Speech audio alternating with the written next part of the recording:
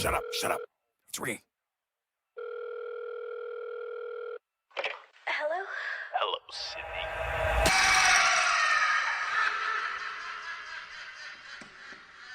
There's no earthly way of knowing He's singing. which direction we are going.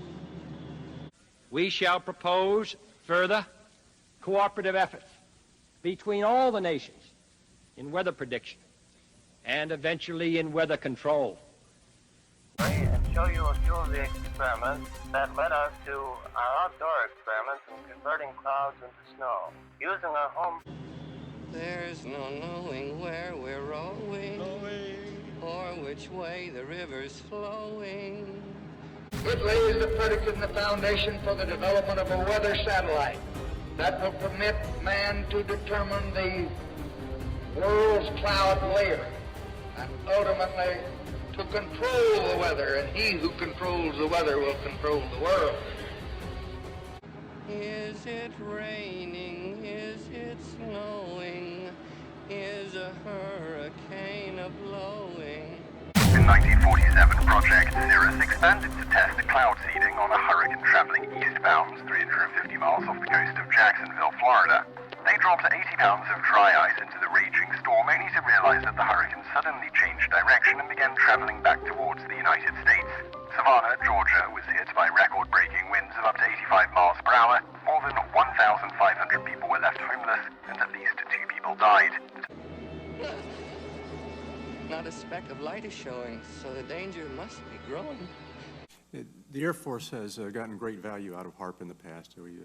We took it over from the Navy and managed it and actually did a number of experiment campaigns up there and have finished our work that we're interested in doing up there. We've moving on to other ways of managing the ionosphere, which the HAARP was really designed to do, was to inject energy into the ionosphere to be able to actually control it.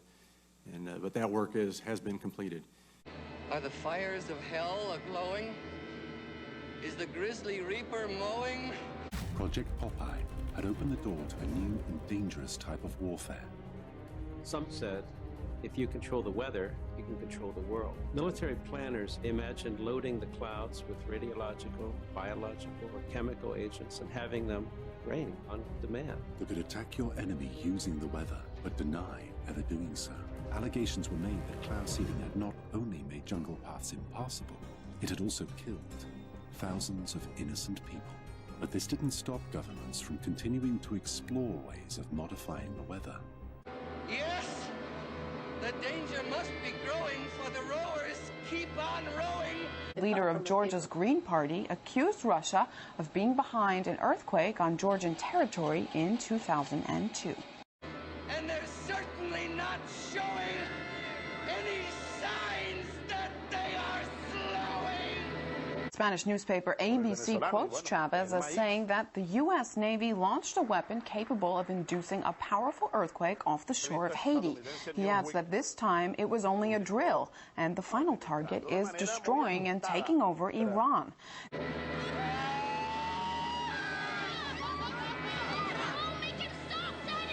You know, they were talking about climate change yesterday, and now we're learning that scientists and researchers are looking at how to change the weather on purpose. That's right. Lasers now could one day manipulate rain and lightning. CBS This Morning contributor Michio Kaku is a physics professor at City College of New York. Professor, nice to see you. Extraordinary seeing Al Gore and Bill Clinton there together with Charlie, wasn't it? That's right, yeah. Yeah, they did not get into this discussion, though. But it is fascinating. I mean, lasers, really, to change the weather? That's right. Well, as Mark Twain once famously said, everyone complains about the weather, but no one ever does anything about it. Well, instead of doing a rain dance, we physicists are firing trillion-watt lasers into the sky to actually precipitate rain clouds and actually bring down lightning bolts. This is potentially a game changer. But this is experimental. It's experimental. However, in the laboratory so far it works. When you have water vapor and you have dust particles or ice crystals, you can precipitate rain. It condenses around the seeds. These seeds can also be created by laser beams. By firing trillion-watt lasers, you rip apart the electrons, creating what are called ions, and these ions act like seeds, like dust particles, bringing down rain and even lightning. Go ahead.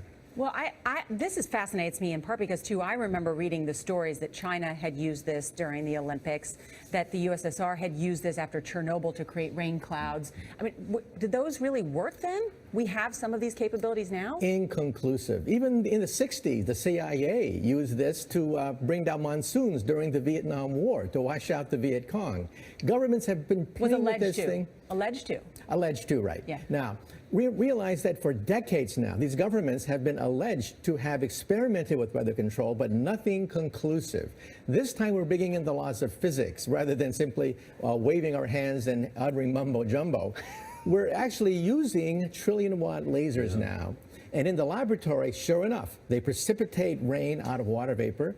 Sure enough, you can actually bring down electricity down the beam. So what does it mean for drought areas that need to have rain for crops, and if they don't have them, there's the consequences of famine?